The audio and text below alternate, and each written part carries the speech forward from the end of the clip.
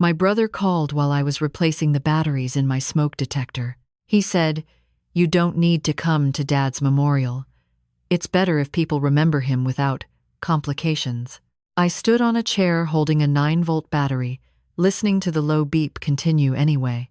An hour later, I found out they'd already printed the programs. My name wasn't on them. At the time, I still believed that was the worst thing they'd done. My brother called while I was standing on a chair in my hallway, replacing the batteries in my smoke detector. The low beep had been going off for 2 days, that steady little warning that something small was wrong and would only get worse if I ignored it. I had the cover open, the 9-volt in my palm, and my phone buzzing in my pocket like it couldn't wait. I didn't even think twice when I saw his name. Evan doesn't call unless there's a reason. "Hey," I said, shifting my weight and pressing the new battery into place. The beep kept going anyway. He didn't say hello back. His voice was clipped, controlled, like he'd rehearsed it. "You don't need to come to Dad's memorial." I paused with my hand still inside the detector. "What?"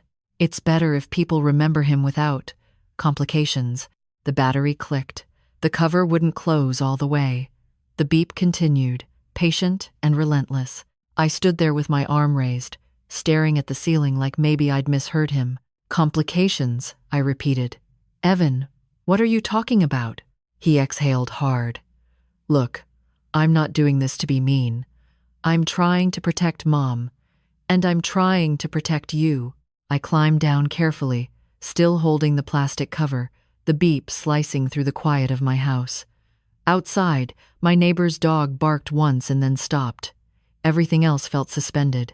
"Protect me from what?" I asked. There was a pause, just long enough to tell me he was choosing his words. "From how people are going to look at you." My throat tightened. "At a memorial?" "It's not like that," he said, but it was exactly like that. Dad had a lot of friends. People from the VFW, people from the union, people from church. You know how it is in a small town. Folks talk. "Talk about what?" I said, sharper now. "Say it. Don't dance around it." Another pause. Then he said it, like it was a simple scheduling issue. "About you being gone. About everything that happened. About the things you did." I felt the blood drain from my face. The beep continued. My hand was shaking so hard I had to set the smoke detector cover on the console table to keep from dropping it. "The things I did?" I said. "Evan, I moved away. That's what I did." "You didn't just move away," he snapped, and the careful tone cracked for the first time. "You left. You disappeared. You didn't come back for holidays. You didn't come back when Dad got sick. You didn't come back when he went into the hospital. And now you want to show up at the memorial like nothing happened." I gripped the edge of the table. The words hit like someone shoving me backwards. "I didn't know he was in the hospital," I said. "No one told me." "You want to do this right now?" he asked, voice rising. "You want to blame us right now?" The beep felt louder. I could hear my own breathing. "I'm not blaming anyone. I'm asking why I wasn't told my father was dying." "He wasn't dying," Evan said quickly. "He was sick, and he didn't want you there. He said it would make things harder." I went still. "He said that?" "Yes," Evan said, and now he was back to calm, like he'd regained control. "He said it would cause drama, that people would ask questions, that Mom would get upset, that you would make it about you." I'm Grab. The idea of my father, Frank Caldwell, saying my name like a problem didn't fit in my head. My dad was the kind of man who fixed broken fences for neighbors without being asked. The kind of man who kept a coffee can full of nails in the garage and could tell you what size you needed just by looking. He'd been a firefighter for 30 years. He'd pulled strangers out of burning homes. He'd watched people lose everything and still showed up the next day to help them rebuild. And now my brother was telling me my own father didn't want me at his memorial because of complications. "Where is it?" I asked, my voice flatter than I meant it to be. Evan hesitated. "It's at Street Agnes." My chest tightened again. Street Agnes was the church I'd been baptized in, the church where I'd stood beside Evan in matching Navy outfits at my parents' anniversary mass, the church where my dad used to sit in the same pew every Sunday. his arm around my mother like she was the one thing he'd never risk losing. "When is it?" I asked. "This Saturday at 2, Evan said quickly, like he wanted to get through it. "But listen to me. You're not invited. Not invited. To my father's memorial." I swallowed and tasted metal. "Who decides that?" Evan's voice went cold. "I do. Mom does. We're the ones who planned it. We're the ones who handled everything. While you were, wherever you've been." My hand tightened on the edge of the table until my knuckles went white. I could picture Evan in my mind like I was standing in front of him. Expensive haircut, crisp shirt, the look he'd practiced since he got his first promotion in corporate security. He always sounded like he was speaking on behalf of something bigger than himself. Company policy, family policy, what's best, what's appropriate, and what am I supposed to do? I asked quietly.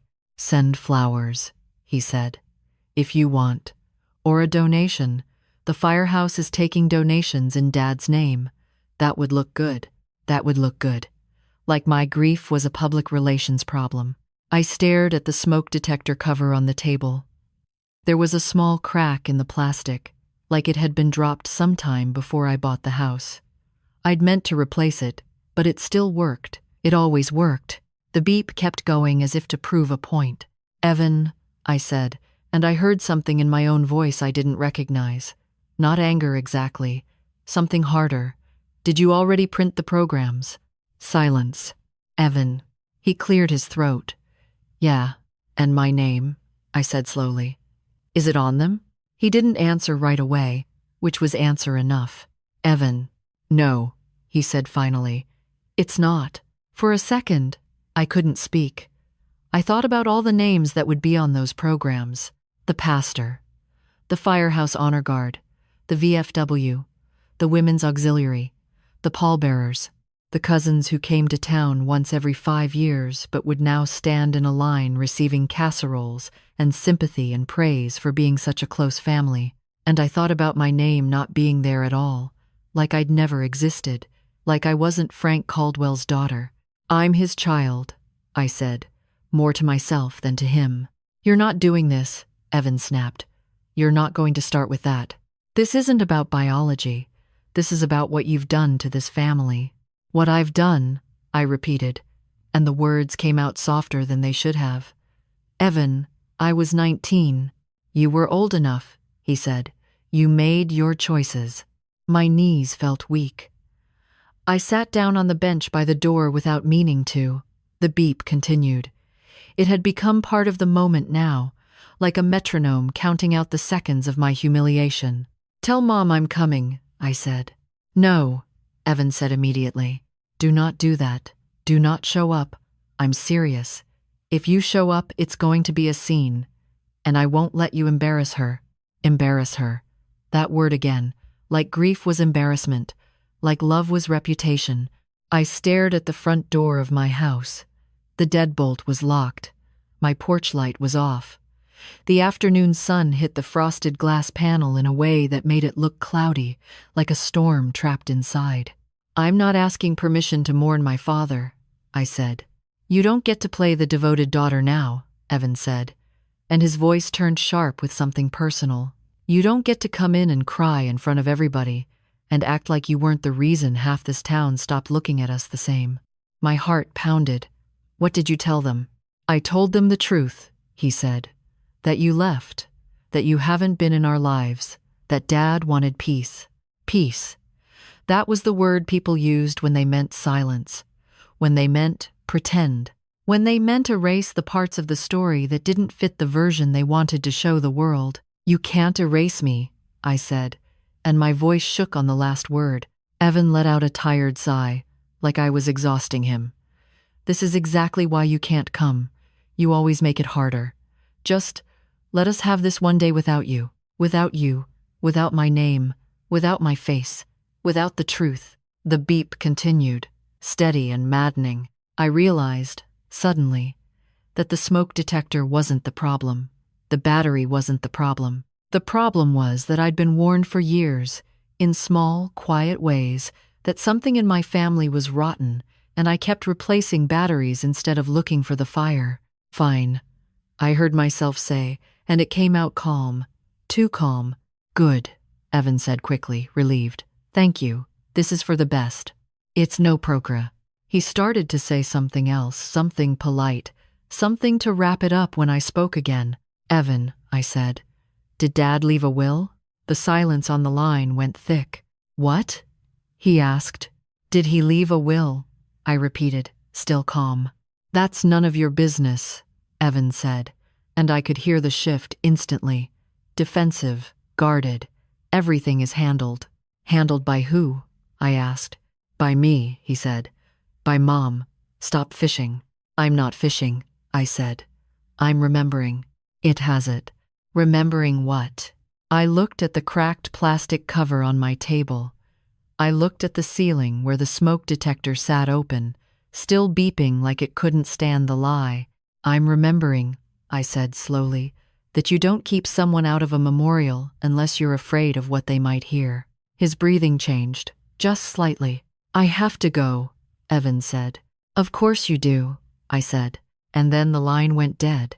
I sat there in the quiet that followed, except it wasn't quiet, not really.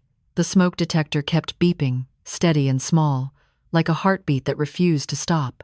My father was gone. My brother had uninvited me from the one moment I should have been able to stand openly as his daughter. And somewhere in my gut, beneath the shock and the shame, something colder was waking up. At the time, I still believed the programs without my name were the worst thing they'd done. I still believed this was about embarrassment, or old grudges, or my brother's need to control everything like he always had. I didn't know yet what he'd already hidden. I didn't know what kind of peace they'd bought, or what it had cost, but I was about to find out. Before everything fractured, before my name vanished from programs and conversations, I was the dependable one, the quiet one, the person everyone assumed would always be there, because I always had been. I'm Laura Caldwell. I'm 46 years old, and for most of my adult life, I worked as a municipal code inspector in Western Pennsylvania.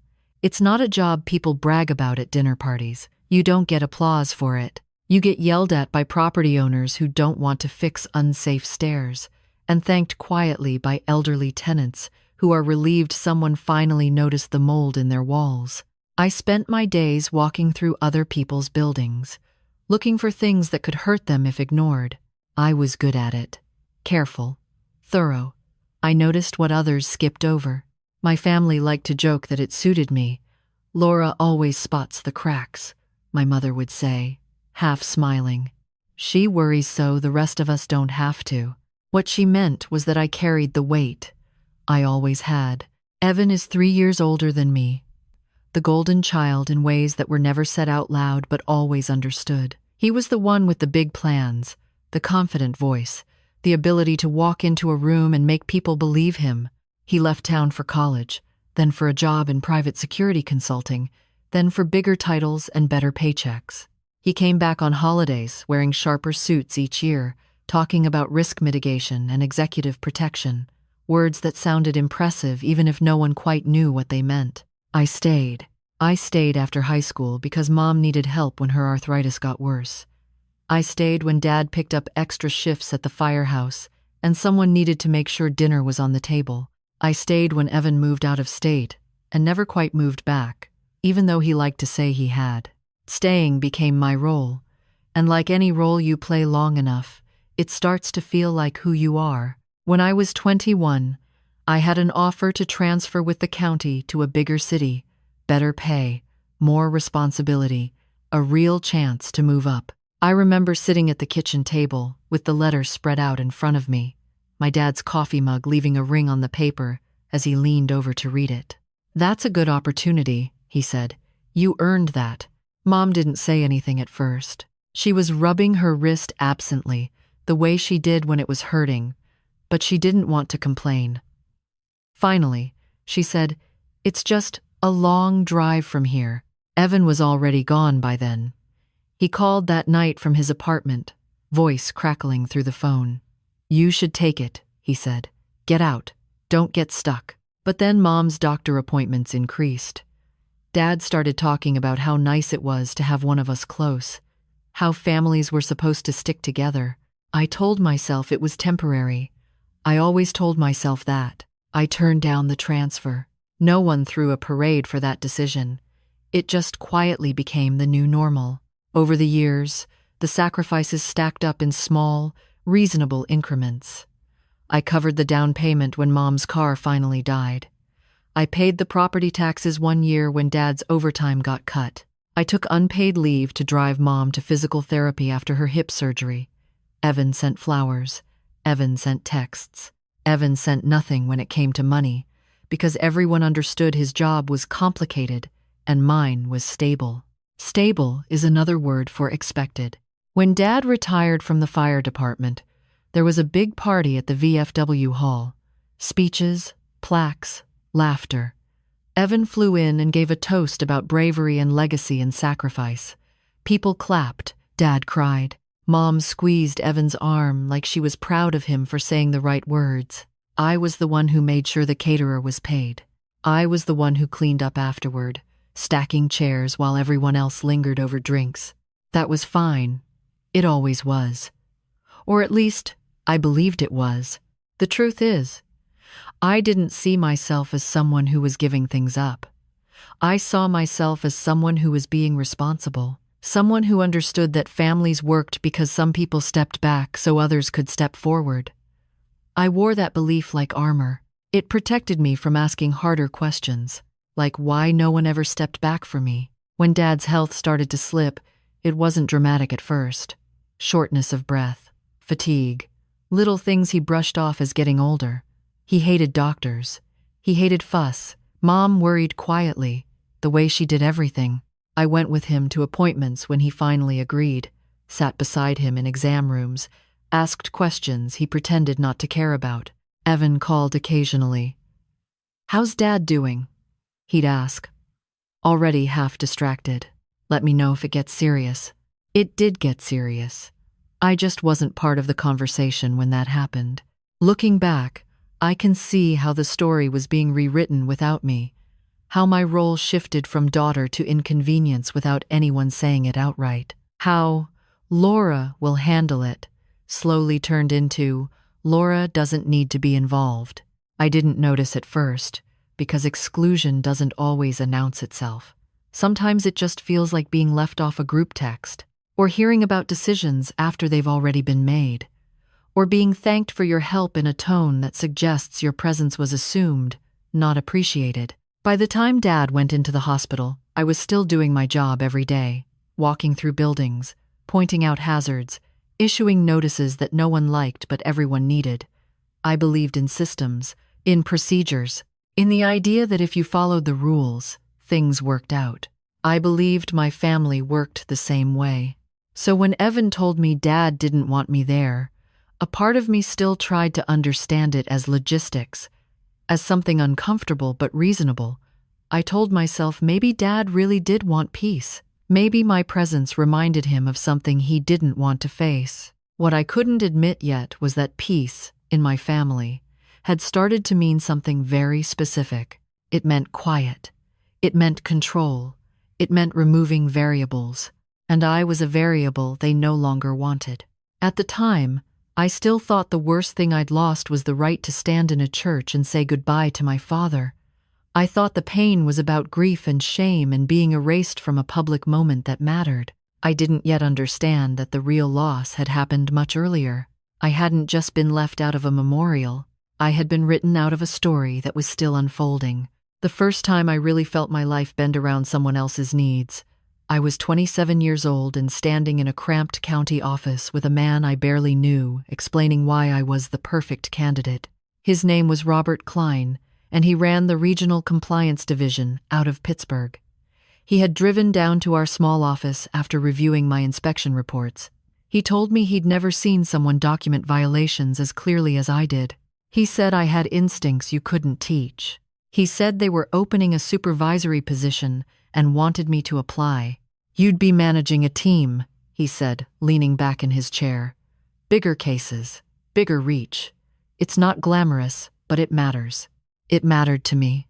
I went home that night, with my head buzzing, thinking about an apartment in the city, about not knowing everyone at the grocery store, about a version of myself that wasn't defined by proximity to my parents' house. I didn't tell anyone right away. I let myself enjoy the possibility quietly, like a secret I wasn't ready to give up. 2 days later, Mom called me at work. Her voice was strained, thin in a way that made my stomach drop before she even said the words. "Your father fell," she said. "Nothing broken, but he scared himself." I drove to their house that afternoon. Dad was sitting at the kitchen table, his arm bandaged, his jaw tight with embarrassment. He waved me off when I fussed. "I'm fine," he said, "just clumsy." End quote. But I could see it. The way his hand trembled when he reached for his coffee. The way Mom hovered without meaning to. The way the house suddenly felt smaller, like it was closing in. That night, after dinner, Mom sat beside me on the couch. The television was on, muted. Dad was already asleep in his recliner. "Evan called," she said. I nodded. "He usually does when something happens. He asked if we needed anything," she continued. "He said he could maybe come out next month, depending on work." I didn't respond. I already knew how that conversation would end. Mom folded her hands together. "Laura," she said carefully, "your father and I were talking." My chest tightened. "About what?" "About the future," she said. "About how things are changing." I thought about the letter in my desk drawer, the opportunity I hadn't told them about yet, the life waiting quietly for my answer. "We're getting older," Mom said, "and we're so grateful you're here." There it was, not a request, not a demand, a reminder of my place. "I was offered something," I said finally. My voice sounded strange to my own ears. "A position, in Pittsburgh." Her eyes widened just enough to register alarm. "Oh, it's a promotion," I added quickly. "More responsibility, better pay." She nodded, but her smile didn't reach her eyes. "That's wonderful," she said. And then, after a pause, "That's quite far." "Have no way. It's about an hour and a half," I said.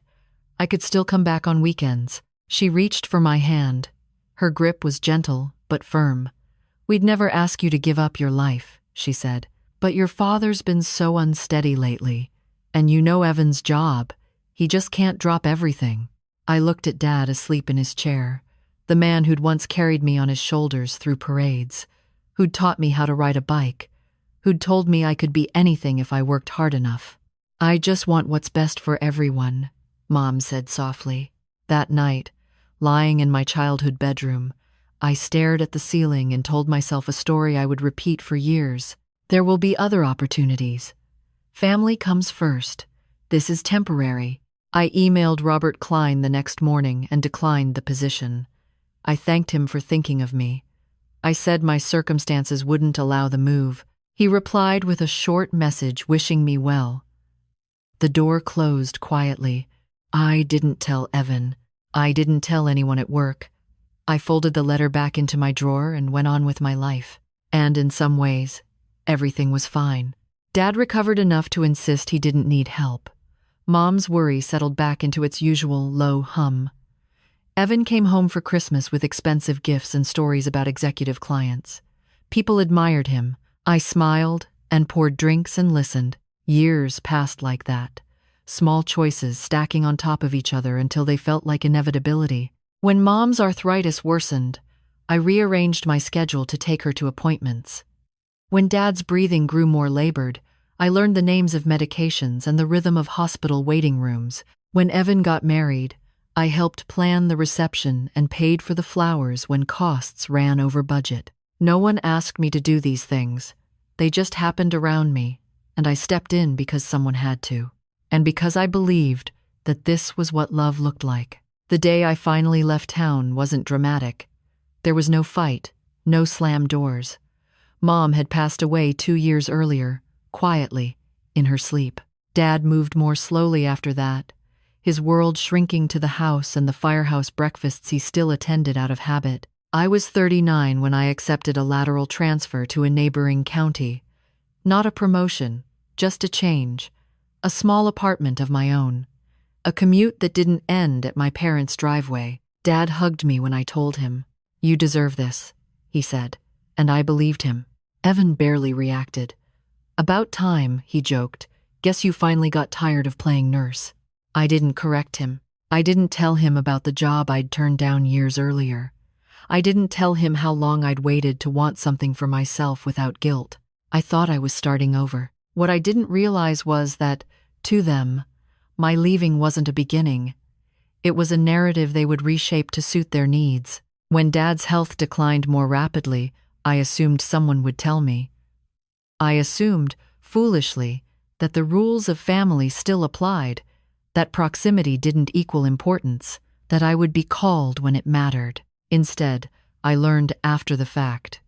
Through half-answers, through conversations that started midstream, through Evan's voice on the phone telling me what Dad wanted, what Dad thought, what Dad had decided, and I believed him.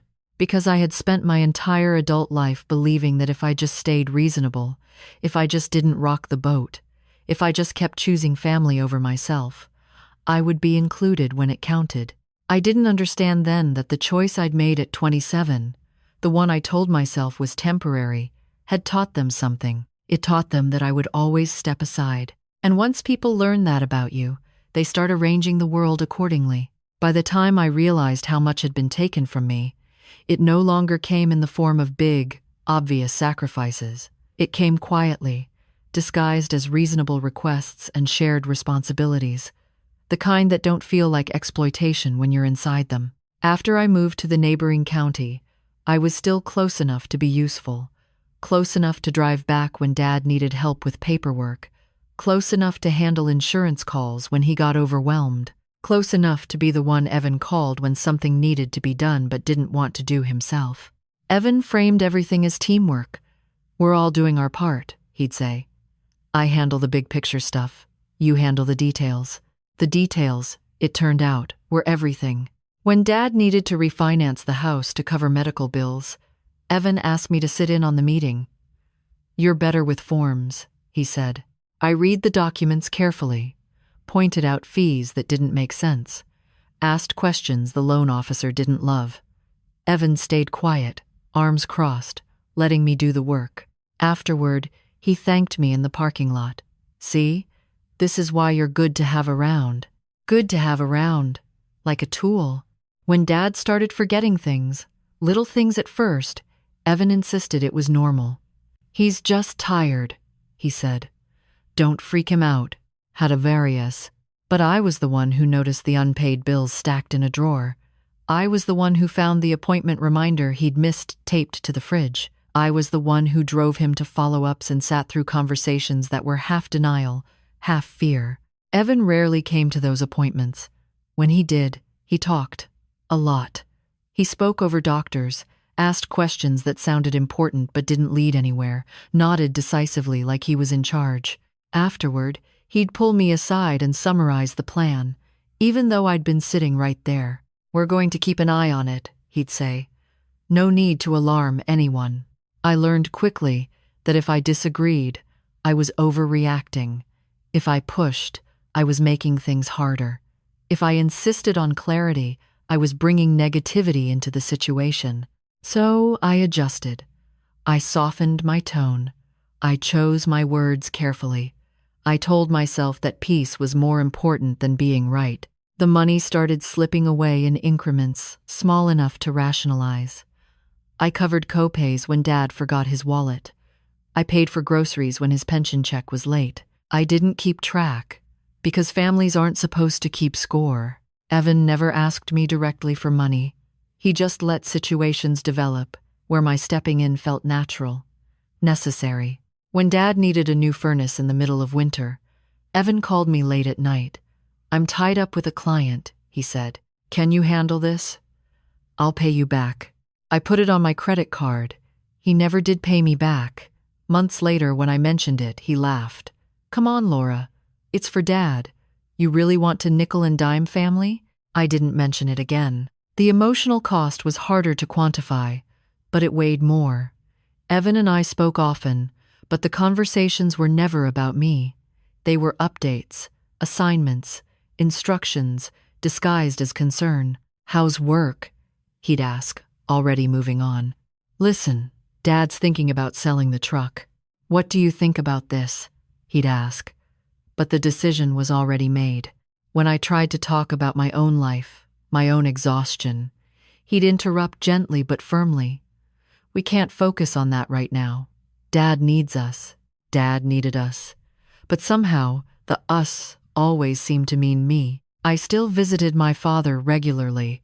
I cooked for him, cleaned his kitchen, listened to the same stories repeated with slight variations. Sometimes he'd look at me with sudden clarity and say, "I don't know what I'd do without you." Those moments kept me going. They made the imbalance feel worth it, but they were becoming fewer. More often, Dad deferred to Evan, even when Evan wasn't there. "Your brother knows about that," he'd say, or, "Evan's handling it." I didn't challenge it. I told myself it was easier for Dad to think someone else was in control, that it wasn't personal. Then came the legal documents. Evan told me they were meeting with a lawyer, just to get things organized. He asked if I could come along, in case there are questions. The lawyer's office was warm and smelled faintly of lemon cleaner.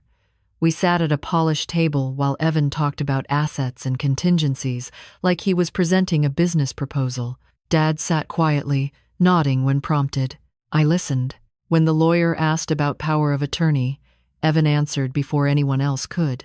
"I'll handle that," he said. "I'm already managing most things." The lawyer glanced at me. "And you, Miss Caldwell?" Evan smiled. "Laura helps where needed." I felt something twist in my chest. Not enough to stop me. Not yet. After the meeting, Evan thanked me again. "Good to have you there," he said. "You keep things grounded." Grounded. Another word that sounded like a compliment until you sat with it. By then, I had stopped expecting recognition. I didn't need praise. I just wanted honesty. I wanted to know where I stood. Instead, I got reassurance that felt increasingly hollow. "You know you're important," Evan would say when I sounded tired. "You know we couldn't do this without you." But importance without authority is just usefulness. And usefulness has an expiration date. The more I gave, the more invisible I became. Decisions happened without me. Plans were made and then explained to me afterward. Information came filtered, summarized, edited. I told myself I was imagining it. That stress was coloring my perception. That grief over Mom, fear for Dad, exhaustion from work were making me sensitive. It was easier to believe that than to consider the alternative. That maybe my role had always been provisional, that my value to them depended entirely on what I could provide and how quietly I could provide it. I didn't yet understand that what was being taken from me wasn't just money or time or emotional labor. It was agency. Piece by piece, without a single dramatic moment, my place in my own family was being reduced to function, and I kept showing up, smiling, fixing things, believing that if I just stayed long enough, if I just kept proving my worth, someone would eventually notice what they were losing. I didn't know yet that they already had, and that they were counting on me, not realizing it until it was too late. The call about Dad's final hospitalization didn't come from Evan. It came from a neighbor. Mrs. Hargreave lived 2 houses down from my parents' place. She was in her 70s, sharp-eyed, the kind of woman who noticed when a curtain stayed closed too long. She had my number because I'd given it to her years earlier, back when Mom was still alive, just in case. "Laura," she said breathless, "your father was taken to Street Vincent's this morning. I thought you should know. Ada's." I was standing in a grocery store aisle, holding a box of pasta. The fluorescent lights hummed overhead. A cart bumped my heel and someone muttered an apology. Life moved on around me like nothing had changed. "Why wasn't I called?" I asked. There was a pause. "I assumed Evan told you," she said gently. I hung up without saying goodbye. I called Evan immediately. It rang 4 times before going to voicemail. I left a message, calm but clipped, asking where Dad was and what was going on. Then I called the hospital. The nurse confirmed he was there. Cardiac complications. They were running tests. Is he awake? I asked. Yes, she said. Family has been with him. Family. I drove there straight from the store. Groceries abandoned at the register. The parking garage was nearly full. I parked on the top level and took the stairs 2 at a time, my chest tight, my mind racing through 1,000 small, sharp thoughts. When I reached his room, Evan was there. So was a woman I didn't recognize at first, until she turned and I realized it was his wife, Marissa. They both looked up when I walked in, surprise flashing across Evan's face before he masked it. "Oh," he said. "You're here." "Yes," I said. "I am." Dad lay in the bed, pale, thinner than I remembered. His eyes were open, but unfocused. A heart monitor beeped softly beside him. He turned his head when he heard my voice. "Laura," he said, relief flickering across his face. "You came." I went to his side and took his hand. It felt colder than it should have. "Of course I did," I said. "I always come." Evan cleared his throat. "We didn't want to worry you," he said. "Everything happened fast." I didn't look at him. "I found out from a neighbor." Marissa shifted uncomfortably. Evan's jaw tightened. "We were going to call you," he said. "We just wanted to get a handle on things first." Dad squeezed my hand weakly. "Your brother's been taking care of things," he said. "He's very organized."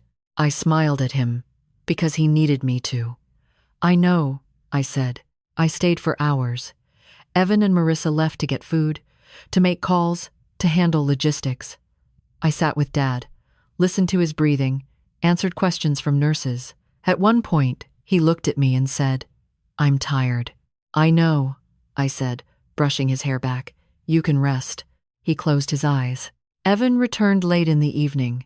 He stood at the foot of the bed, arms crossed, watching. When the nurse came in to discuss next steps, Evan took over, asking about specialists and options and probabilities. I listened, asked a few questions of my own. At the end, the nurse looked between us. "We'll do what we can," she said. "But I want to be honest. His heart is very weak." Evan nodded. "Thank you," he said. I didn't leave that night. I slept in the chair beside Dad's bed, my jacket folded under my head. At some point in the early morning, I woke to the sound of his breathing changing. Slower, shallower. I pressed the call button. Nurses came. Machines beeped faster, then slower. Someone said my name. Someone said time. And then he was gone.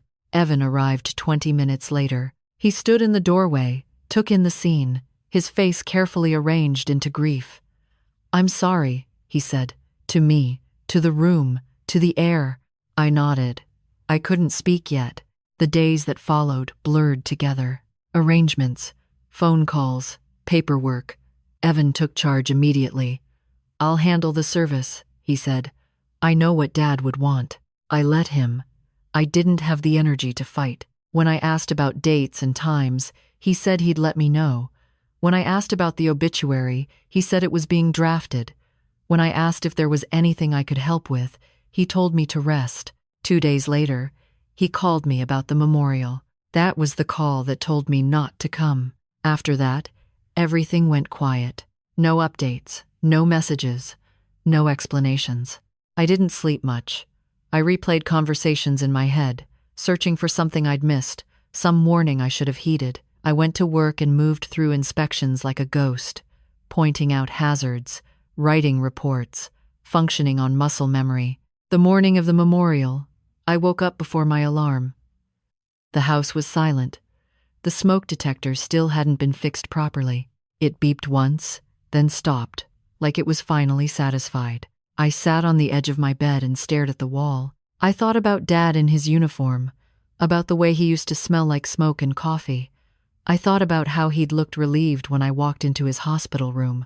I thought about the way he'd said my name. I put on a black dress anyway.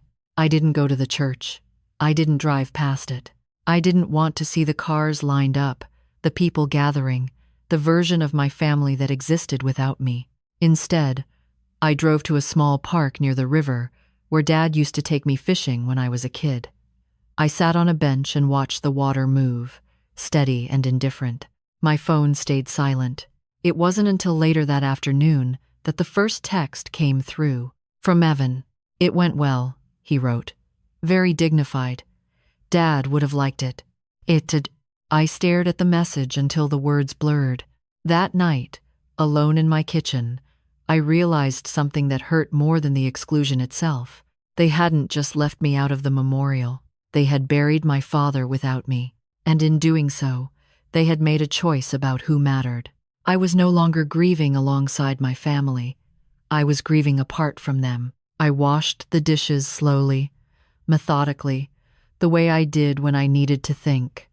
The house felt too quiet, too empty. There was no one to call, no one who would understand without explanation. For the first time, the thought crept in, uninvited, fully formed and terrifying in its clarity. If they could do this to me now, what else had they already done? I didn't know the answer yet, but I knew I was done assuming the worst thing had already happened, because something told me this loss was only the surface.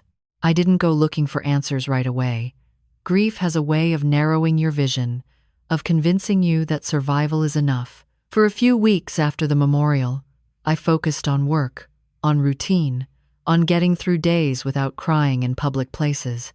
I told myself that whatever had happened, whatever decisions Evan had made, I would deal with them later, when the ache in my chest wasn't so sharp. Later came sooner than I expected. It started with a manila envelope that arrived in my mailbox on a Tuesday afternoon. No return address, just my name, written neatly in black ink. Inside was a notice from a financial institution I didn't recognize. It was polite, almost cheerful, informing me that I was listed as an interested party on an account associated with my late father, Frank Caldwell, and that updated documentation would be required following his passing. Interested party. I read the letter 3 times. I had never been listed on any of Dad's accounts, at least not that I knew of. Evan had always handled the big stuff. That was his role. Mine was the details.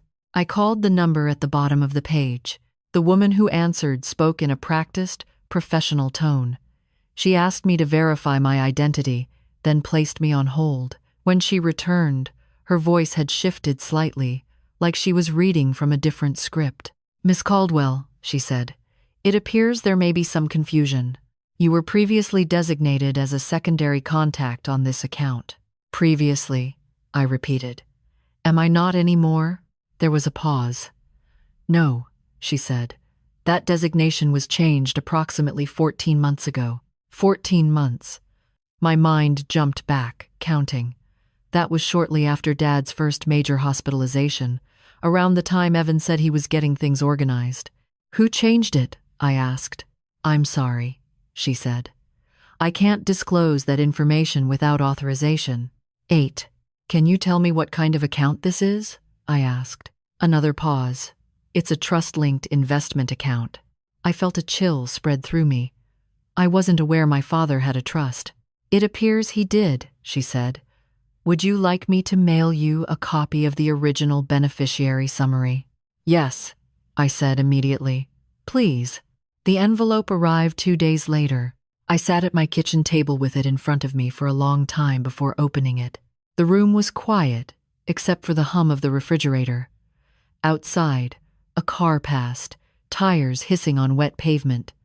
Ordinary sounds, ordinary life. Inside the envelope was a single-page summary. Names, dates, percentages. My name was there. And then, in a neat line drawn through it, my name was gone. The document showed the original trust designation from 3 years earlier. Frank Caldwell, grantor. Primary beneficiaries: Laura Caldwell and Evan Caldwell, equal shares. Below that, a revised designation dated 14 months ago. Primary beneficiary: Evan Caldwell. My share: 0. There was a note at the bottom, typed and clinical. Revision executed under durable power of attorney. I stared at the page until my vision blurred. Durable power of attorney. Evan. I felt something inside me shift, like a floor dropping away. This wasn't a misunderstanding. This wasn't a mistake. This was deliberate. My hands shook as I reached for my laptop. I logged into an old email account I rarely used, the one I'd kept mostly out of habit. Dad had emailed me occasionally from it, short messages with subject lines like, "Check this out," or "Call me when you can." I typed his name into the search bar. Dozens of messages appeared, most of them years old. But then I noticed a gap, a long one, nearly a year where there were no emails at all. And then, one message, sent 18 months ago. The subject line was simple: Evan handling things. "If you I did." I opened it. "Laura," Dad had written, "your brother says it's better if he takes care of the paperwork now. He says it will be easier this way. I hope that's okay. I trust him. Love you." That was it. No explanation, no question. Just an assumption that I would understand, that I would step back. I closed my laptop and sat there, staring at the trust document again. The timeline snapped into focus with brutal clarity. Evan hadn't just stepped in to help. He had positioned himself. He had waited until Dad was weak enough, tired enough, confused enough to sign whatever was put in front of him. And he had done it quietly, efficiently, without telling me. The memorial wasn't about peace. It was about control. My phone buzzed on the table. A text from Evan. "Hey, just checking in. Hope you're doing okay." I didn't respond. Instead, I drove to my parents' house. I still had a key. Evan hadn't thought to take that away yet. The house smelled like lemon cleaner and something stale underneath, the scent of a place that had been tidied but not lived in. I walked through the rooms slowly, touching familiar things. Dad's chair, the dent in the wall where he'd dropped a tool years ago, the framed photo of us at the firehouse picnic, all of us smiling. In the study, I opened the desk drawers. Papers were neatly organized, more than Dad ever would have managed on his own. Evan's influence was everywhere. At the bottom of one drawer, beneath a stack of insurance documents, I found a thin folder labeled Legal. Inside were copies of the power of attorney paperwork, and attached to them, clipped carefully in place, was something else. Printed emails. Not mine, Evan's. They were correspondence between Evan and a local attorney, dated over the course of several months. The subject lines were bland. Caldwell. Next steps. Clarification. Clarification. I sat down in Dad's chair and started reading. Evan wrote about minimizing complications, about streamlining beneficiaries, about ensuring that assets remain consolidated to avoid future disputes. The attorney replied with careful language, outlining what could and couldn't be done under the power of attorney, advising caution, advising documentation. Evan pushed anyway. In one email, he wrote, "My sister is not involved in Dad's care and has been estranged for some time. Dad agrees it's best to keep things simple." Estranged. I felt physically sick. At the bottom of the stack was the final email. Evan to the attorney, dated 2 weeks before Dad's last hospitalization. "Once this is finalized," he wrote, "we can move forward without interference." Interference. That's what I was to him. I sat there for a long time, the house silent around me, the weight of the truth settling in my bones. This wasn't just about money. It was about erasure, about rewriting reality so completely that my absence looked like my own choice. Evan hadn't just excluded me from a memorial. He had been removing me, piece by piece, long before Dad ever died. I left the house as carefully as I'd entered, locking the door behind me. The key felt heavier in my hand than it ever had before. That night, I didn't cry. I sat at my kitchen table, the trust document and the printed emails laid out in front of me like evidence in a case file. My hands were steady. My thoughts were clear in a way they hadn't been in years. I finally understood why Evan was so calm on the phone, why he spoke with such authority about what Dad wanted, why my presence was suddenly inconvenient. He wasn't afraid of a scene. He was afraid of the truth. And now that I had it, I knew something else just as clearly. This wasn't the end of the story. It was the moment everything changed. I didn't call Evan. I didn't text him. I didn't confront him with the documents spread across my kitchen table like a quiet accusation. Instead, I did something I'd never done before. I stopped. I stopped reacting. I stopped explaining. I stopped filling in the gaps he assumed I always would. For years, my absence from conversations had been unintentional. Now it was deliberate. The first test came 3 days later. Evan called in the middle of a workday. I watched my phone vibrate on the corner of my desk while I finished typing up an inspection report. When it went to voicemail, I didn't rush to listen. I waited until lunch. "Hey," his voice said, casual, friendly. "Just wanted to touch base. There are a few loose ends with Dad's estate. Nothing major. Call me when you get a chance." Loose ends. I deleted the voicemail. That evening, Marissa sent a text. Evan said, "You've been hard to reach. Everything okay?" I stared at the message, thumb hovering over the screen. For years, I would have reassured her immediately, smoothed things over, made it clear I wasn't upset, wasn't difficult, wasn't a problem. This time, I put the phone face down on the counter and made dinner. The silence felt strange at first, like wearing shoes on the wrong feet. I kept waiting for the familiar pull of responsibility, the urge to step in before things fell apart. But nothing fell apart. A week passed. Then 2. Evan called twice more. Short messages, neutral tone, each one designed to sound reasonable, cooperative. "Just checking in. Need your input on something. Hope you're not upset." I ignored them all. At work, something unexpected happened. I slept better. I stopped grinding my teeth at night. My shoulders loosened. I didn't realize how tightly I'd been holding myself together until I wasn't anymore. Without the constant drip of family demands, my days felt wider, quieter, less reactive. It scared me how much I liked it. On a Friday afternoon, Evan finally showed up at my door. I saw his car through the front window and felt a flicker of the old panic, the instinct to prepare myself, to anticipate his needs, to brace for impact. I didn't move. He knocked once, then again, louder. Finally, he tried the handle. Locked. I waited until he knocked a third time before opening the door.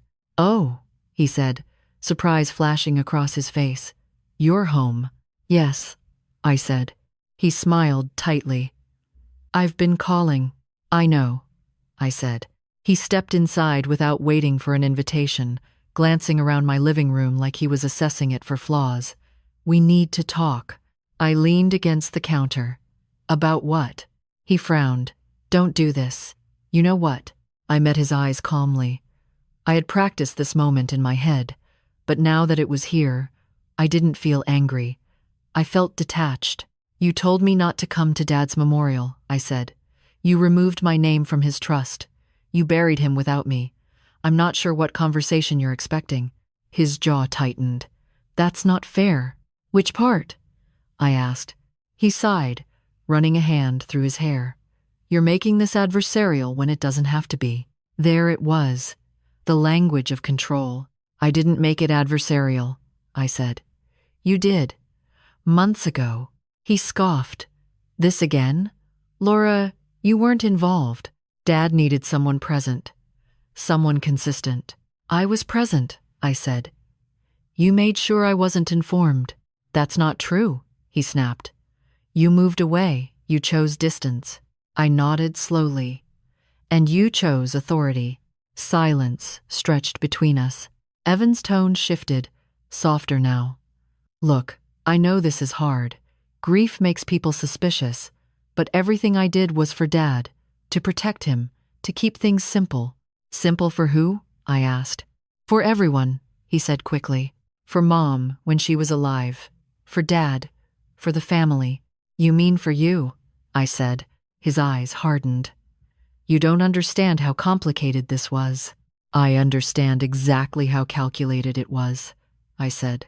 He stared at me, really stared, like he was seeing something unfamiliar. "What do you want?" he asked finally.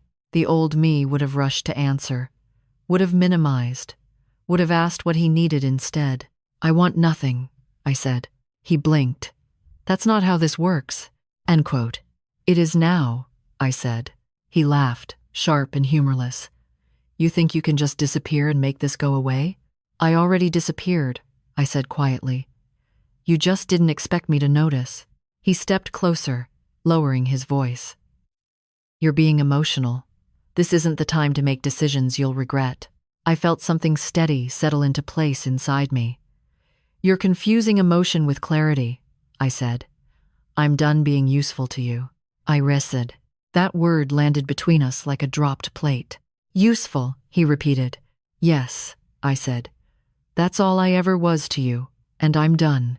His face flushed. You're overreacting. Maybe, I said. But I'm also finished. He stared at me for a long moment, then shook his head. Fine, if that's how you want to play it. He walked to the door, then turned back. Just so you know, you're cutting yourself out of a lot by acting like this. I didn't respond. When the door closed behind him, I locked it and slid down against it, my heart pounding. Not with fear, with something close to relief.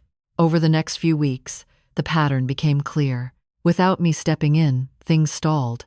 Evan called less, but his messages grew sharper. He asked for documents I had copies of. He wanted confirmations only I could provide. He needed signatures, histories, details. I didn't give him any of it. I consulted an attorney of my own, quietly, carefully. I brought the trust documents, the emails, the timeline. The attorney listened without interruption, then leaned back in her chair. He pushed the limits of that power of attorney, she said, possibly beyond them. What does that mean? I asked. It means he assumed you wouldn't challenge it, she said. I smiled faintly. He assumed a lot. I didn't file anything yet. I didn't confront him again. I waited, because something else was happening. Evan was unraveling. Mutual acquaintances started reaching out. Casual questions. Is everything okay between you and your brother? He seems stressed. Marissa called once, voice strained. Evan's been having a hard time. He feels like you're shutting him out. I almost laughed. Shutting him out. After years of being shut out myself. I'm just taking space, I said calmly. She sighed. He's worried you're going to cause problems. I looked out the window at the quiet street. I didn't cause them, I said. I just stopped fixing them. When I hung up, I realized something important. My silence wasn't confusing him. It was terrifying him. Because without my constant presence, without my predictable compliance, the story he'd built started to wobble. Loose ends became visible. Questions went unanswered. The version of events he controlled depended on me staying quiet and agreeable. And I wasn't doing that anymore. For the first time in my life, I wasn't reacting to my family. I was observing them. And what I saw told me everything I needed to know. This wasn't about reconciliation. It was about leverage. And Evan was starting to realize he no longer had any. I didn't set out to replace my family. That wasn't my intention, and if I'm honest, the idea would have made me uncomfortable at the time. I wasn't looking for closeness or connection. I was looking for quiet, for a place where I didn't have to explain myself or anticipate someone else's needs before my own. That place turned out to be work. A month after Dad's memorial, my supervisor asked if I'd be willing to help train a group of new inspectors. It was temporary, she said. Just a few weeks. She thought I'd be good at it. In the past, I would have hesitated. Taken on extra responsibility without extra pay was something I'd done too many times already. But this time, something felt different. I can do that, I said. The first day of training was held in a borrowed conference room with mismatched chairs and a flickering projector. 6 people showed up, fresh out of certification, nervous and unsure. They watched me carefully as I spoke, waiting for cues on what kind of person I was going to be. I surprised myself by relaxing. I didn't rush. I didn't over-explain. I answered questions directly, without softening the truth to make it easier. When someone made a mistake, I corrected it calmly, without embarrassment or apology. They responded immediately. One of them, a woman named Denise, stayed behind after the session. "I just wanted to say," she said, "you explain things in a way that makes sense, not like we're stupid." I smiled. "That's because you're not." It felt good, not in an ego-driven way, in a grounded way, like something aligning that had been off for a long time. The training sessions became the anchor points of my week. There was no history there, no unspoken expectations, just work, shared purpose, and respect. Outside of work, something else shifted too. I started going to a small coffee shop near my apartment on Saturday mornings. I'd passed it dozens of times without stopping, always telling myself I was too busy. One morning, I went in on impulse. The place smelled like espresso and cinnamon. There were only a few tables. A man behind the counter nodded at me like he recognized me, even though I was sure he didn't. "Take your time," he said. I sat by the window and read, something I hadn't done in years without constantly checking my phone. No one interrupted me. No one expected anything. The second time I went back, the barista remembered my order. "You working today?" he asked. "No," I said. The word felt strange and satisfying in my mouth. "Good," he said. "You look like someone who needs a break." I laughed softly. "You have no idea." Over time, the coffee shop became familiar. Not intimate, not demanding, just a place where I existed without explanation, where conversations happened naturally and ended easily. I started taking a long walk in the evenings, the same route through a quiet neighborhood with wide sidewalks and old trees. Sometimes I passed the same woman walking her dog. Sometimes we nodded at each other. Eventually, we started talking. Her name was Carol. She was retired, recently divorced, and learning how to be alone again without feeling lonely. We didn't share dramatic stories. We shared observations, complaints about weather, small victories. Once, she said, "It's funny how peaceful things get when you stop trying to fix everyone." I stopped walking and looked at her. She hadn't meant it as a revelation, just a comment, but it landed. I didn't tell Carol about Evan, or the trust, or the memorial. I didn't need to. She didn't need to know my pain to walk beside me. That was the difference. None of these people asked me what I could do for them. They didn't assume my availability. They didn't treat my presence as a given. They took me as I was. The contrast was stark enough that it unsettled me at first. I kept waiting for the other shoe to drop, for someone to ask for something big, for a test I didn't know I was taking. It never came. Meanwhile, Evan's messages continued to trickle in, less frequent now, but sharper, more urgent. "We need to resolve this." End quote. "This is getting messy. You're making things harder than they need to be." I read them without responding. Each one reinforced what I already knew. He wasn't worried about losing me. He was worried about losing control. One evening, after a long training session, Denise invited a few of us out for a drink. I almost declined out of habit, then stopped myself. "Sure," I said. We sat at a corner table in a loud bar, laughing over stories from the field. They asked me questions about my career, my experiences, my decisions, not to judge them, to learn from them. For the first time in years, I talked about myself without editing. Driving home that night, I realized something that stopped me cold. I wasn't lonely. I had spent so long equating family with obligation that I didn't recognize connection when it wasn't tied to sacrifice. I had believed belonging had to hurt, had to cost something, had to be earned through endurance. But here I was, surrounded by people who had no claim on me, who asked nothing more than my honesty and my presence. And I felt steadier than I had in decades. That steadiness carried over into everything else. My work improved, my sleep deepened. I laughed more easily. I stopped bracing myself when my phone rang. Evan noticed. He showed up again, unannounced, one evening after work. I opened the door and saw the tension in his posture immediately. "You look different," he said. "I feel different," I replied. He glanced past me into my apartment, like he expected to see evidence of something. Another person, A mess. A sign I was struggling. There was none. "This doesn't have to be permanent," he said. "We can fix this." I met his eyes, calm and clear.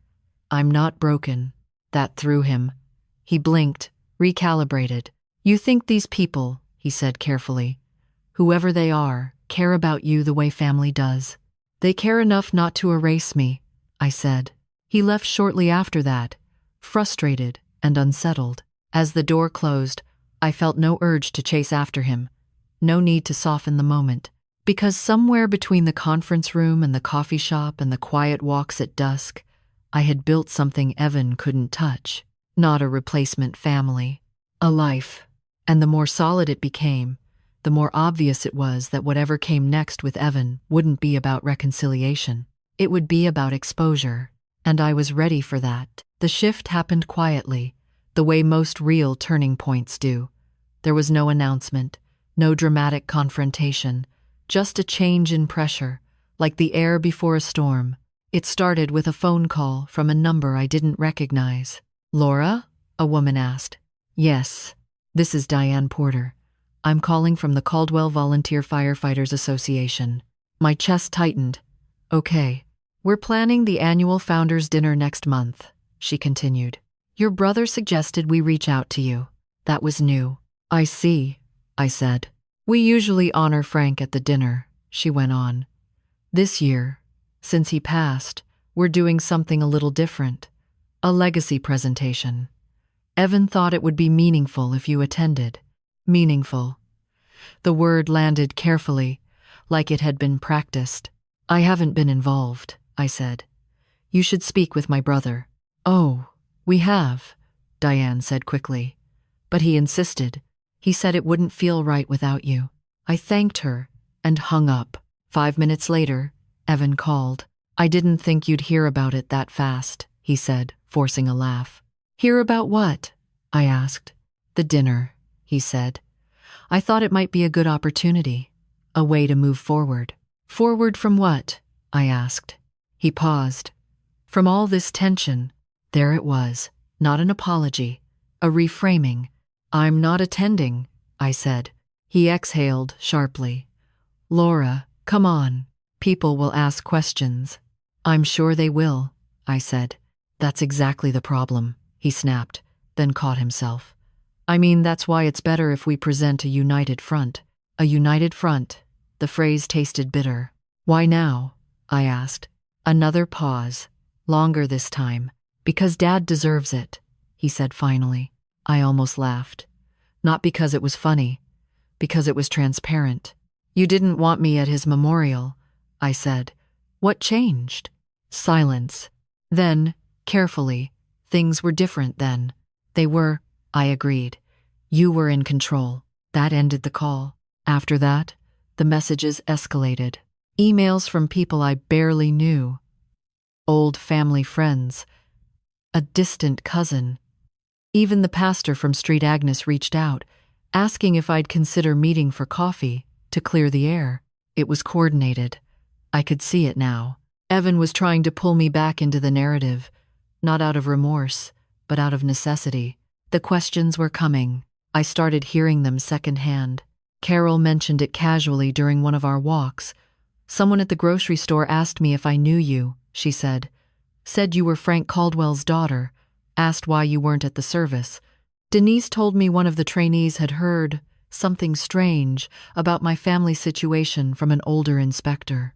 Even the barista asked one afternoon, 'You doing okay?' You've had a lot of people asking about you lately." I know.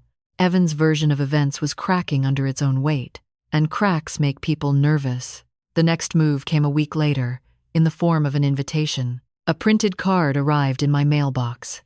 Heavy paper, formal font. "The Caldwell family requests your presence at a private gathering in honor of Frank Caldwell." No date explanation, no apology, just an expectation. I didn't respond. That evening, Evan showed up again. He looked tired.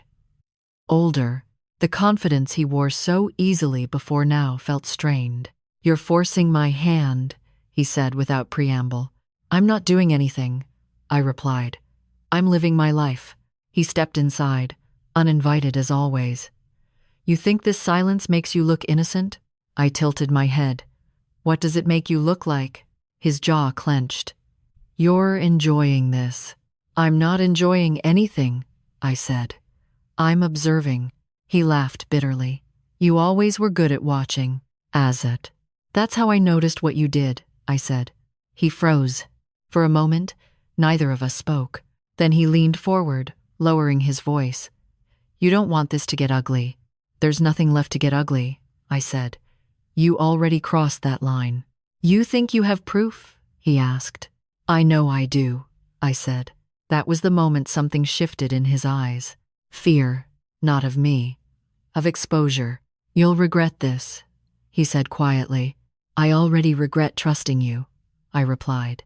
He left without another word. 2 days later, I got a call from the county clerk's office. They were verifying records, trust filings, amendments, power of attorney documents. Routine, they said. But their timing told me everything. Evan wasn't just worried about reputation anymore. He was worried about consequences. The final trigger came when Diane from the Firefighters Association called again. Laura, she said, her voice hesitant. We're moving the legacy presentation to the founders' dinner. It will be public. Public. When is it? I asked. 2 weeks from Saturday, she said. Your brother has agreed to speak. I closed my eyes. Evan was setting the stage. He wanted to control the narrative one last time, in front of the people who mattered to him most. He wanted to frame himself as the devoted son, the responsible heir, the keeper of Frank Caldwell's legacy. And he wanted me there, silent, visible, manageable. He wanted proof that everything was fine. I thanked Diane and hung up. That night, I laid the documents out on my table again. The trust summary, the emails, the power of attorney, the timeline I'd built piece by piece. For weeks, I had waited, observed, let Evan expose his own panic. Now he was inviting an audience. I realized then what the real confrontation would be. Not private, not emotional, not reactive. Public. Because the truth he'd buried couldn't survive daylight. And if Evan wanted to tell a story about our family in front of a room full of witnesses, then I was done letting him tell it alone. I picked up my phone and sent my attorney a single message. It's time. 2 weeks was more than enough. And for the first time since my father died, I felt something steady and unmistakable settle in my chest. Not anger. Resolve. Whatever happened next, it would be out in the open. Exactly where Evan never wanted it to be. The founders' dinner was held in the old Civic Hall downtown, the one with the high ceilings and the polished wood floors that still smelled faintly of varnish and history. It was the kind of place people reserved for weddings, retirement banquets, and events meant to signal importance. I hadn't been there in years. I arrived alone. The parking lot was already half full. Men in suits stood in small groups, laughing too loudly. Women in dark dresses greeted each other with careful hugs. This was Evan's world. People who measured worth in appearances and stories told the right way. I walked in quietly and took a seat near the back. Evan was easy to spot. He stood near the front, shaking hands, smiling broadly, playing the role he knew so well, the devoted son, the capable professional, the man who had handled everything. When he saw me, his smile flickered for half a second before snapping back into place. He nodded at me like we were on the same team. I didn't return the gesture. Dinner passed in a blur of speeches and polite applause. Stories about my father filled the room. His years of service, his bravery, his dedication to the community, they were all true. What no one mentioned was his daughter. Finally, Diane took the microphone. Tonight, she said, we want to honor Frank Caldwell's legacy, not just as a firefighter, but as a father and a pillar of this community. Evan stepped forward to applause. He adjusted the microphone, waited for the room to quiet. My father believed in family, he began, in loyalty, in doing what needed to be done, even when it was hard. I felt my jaw tighten. He trusted me to carry on his wishes, Evan continued, to protect what he worked for, and make sure his legacy stayed intact. He spoke smoothly, confidently. He talked about responsibility, about sacrifice, about difficult decisions made for the greater good. Then he looked in my direction. My sister and I, he said, haven't always agreed on everything. But family is family, and tonight we stand together to honor our father.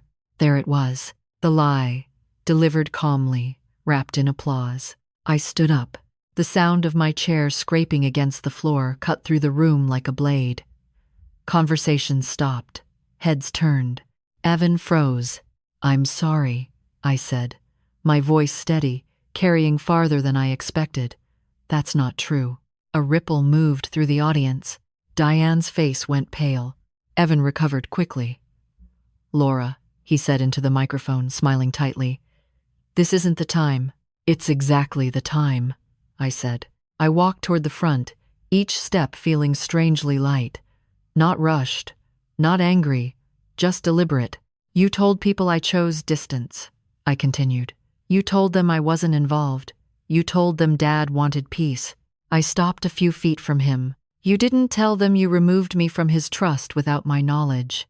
"Doc." The room went silent. Evan's smile vanished.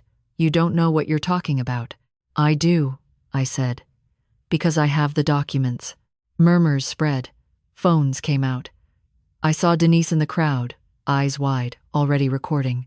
"You used a power of attorney to cut me out 14 months ago," I continued, "while Dad was sick, while he trusted you." "This is inappropriate," Evan snapped. "You're embarrassing yourself." I was asked. "You embarrassed me when you buried our father without telling me," I said. "When you printed memorial programs without my name, when you told people I was estranged." Gasps, whispers. Someone said, "Is that true?" Evan raised his hands. "She's grieving. She's confused." "I'm very clear," I said. I turned to the room. "My father named both of us as beneficiaries," I said. "Equally, that was his decision. My brother changed it when Dad could no longer advocate for himself.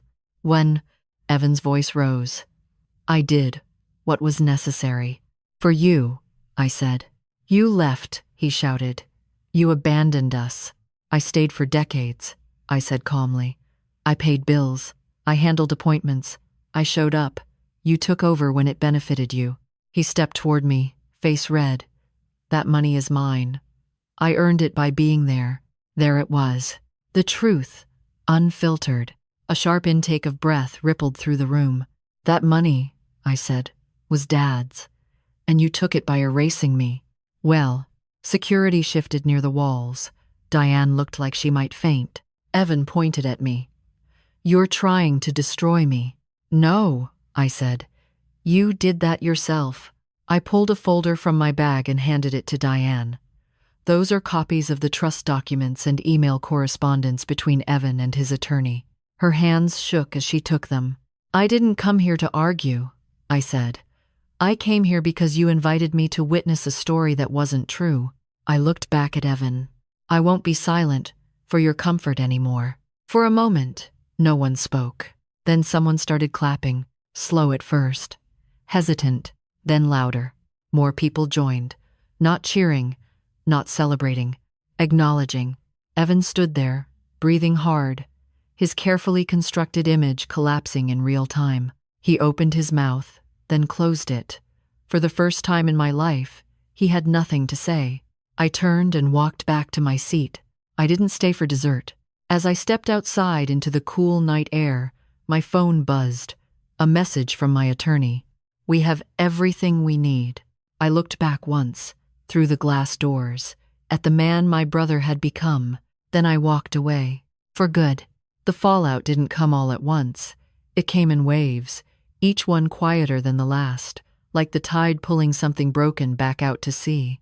By the next morning, my phone was full. Missed calls, text messages, voicemails I didn't listen to. Some were from people I barely knew, old friends of my parents, a cousin I hadn't spoken to in years. Even Diane left a message, her voice careful, apologetic, thanking me for clarifying things. Evan didn't call. That silence told me more than any argument could have. 3 days later, my attorney called. The county clerk flagged inconsistencies, she said. Once the trust documents and emails were submitted, they had no choice. No choice to do what? I asked. To open a formal review, she said. They're looking into whether your brother exceeded his authority under the power of attorney. End quote. I sat at my kitchen table, sunlight spilling across the same surface where I'd first laid out the evidence.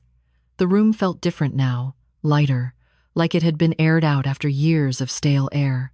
What does that mean for him? I asked. She paused. It means he's going to have to explain himself under oath. I closed my eyes. That was the twist Evan never accounted for. He thought the worst that could happen was a family argument. A messy scene. Embarrassment that would fade with time. He didn't understand that when you misuse legal authority, the consequences don't stay personal. They become institutional. Within a week, the Firefighters Association issued a quiet statement, withdrawing Evan's role as legacy representative, pending clarification. His name disappeared from their website.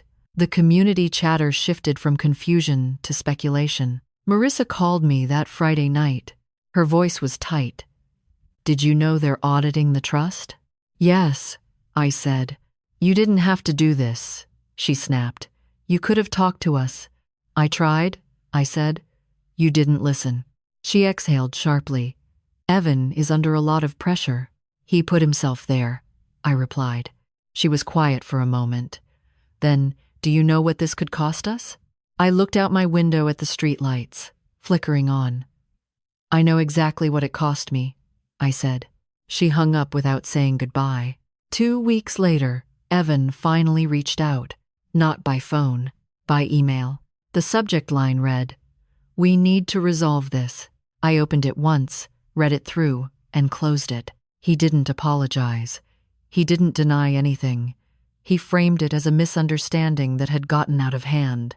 He suggested mediation, compromise, a settlement to avoid further damage. I forwarded the email to my attorney and never responded. The review moved faster than I expected.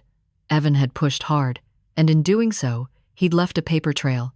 Every email, every amendment, every decision justified in language that revealed intent. The phrase that came up again and again in official correspondence was undue influence.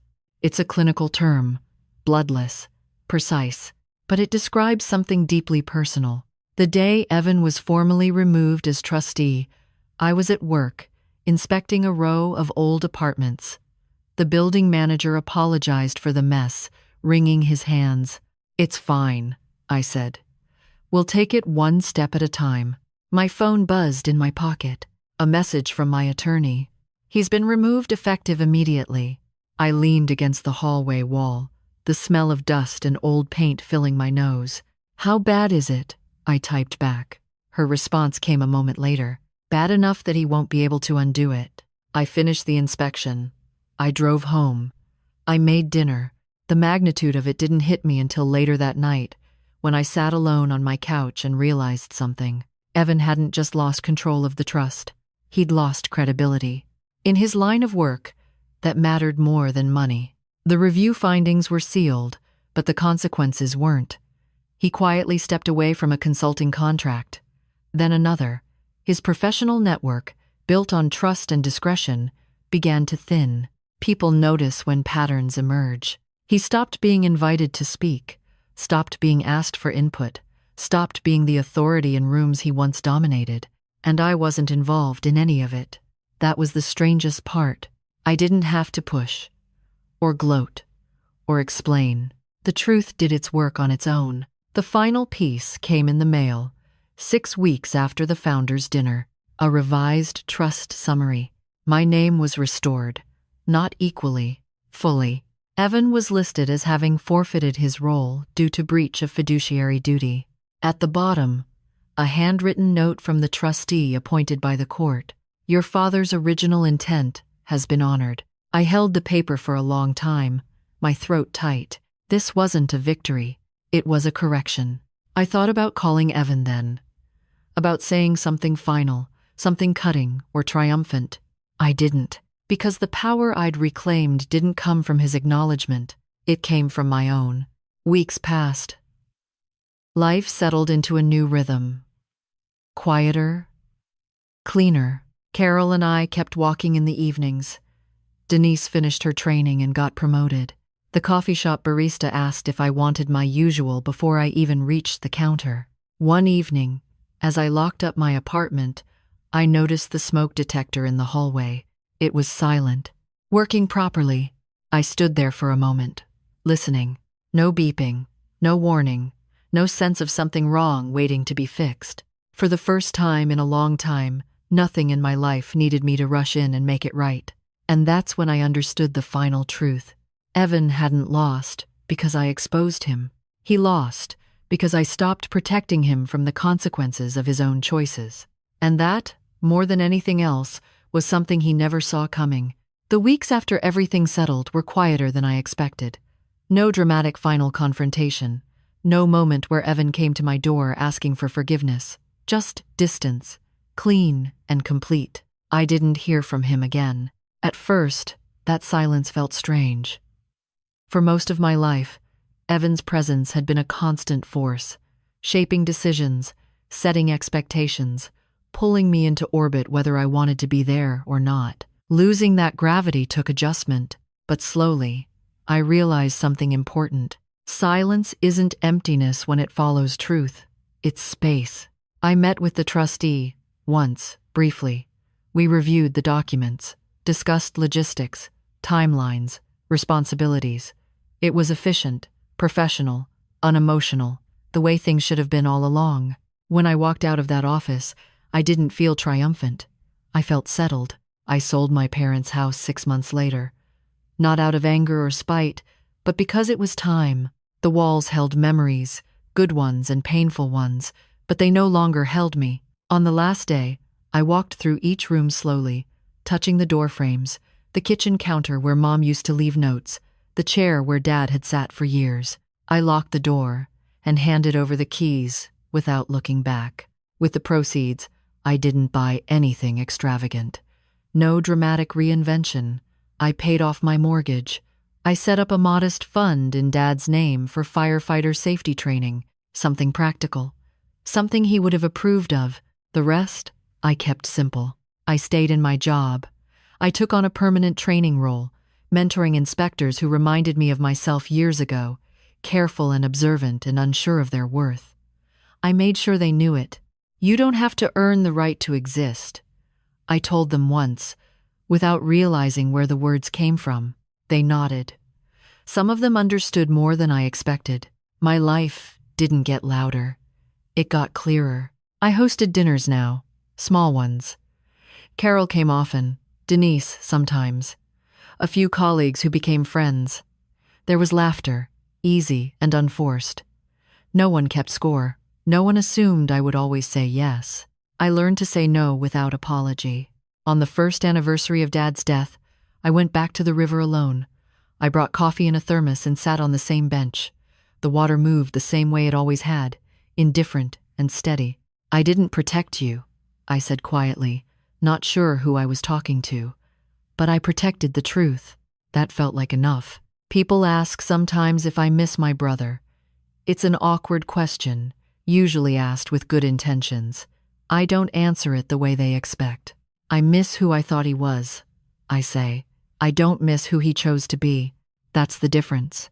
I spent decades believing that family meant endurance, that love meant sacrifice without limits, that being needed was the same thing as being valued. I was wrong.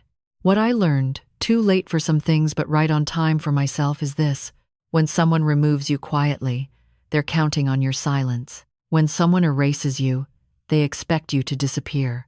And when you stop filling the role they assigned you, they will call you difficult, ungrateful, emotional. That doesn't make them right. It means you've stepped out of the story they were writing for you. I didn't win by taking something back. I won by refusing to be reduced ever again.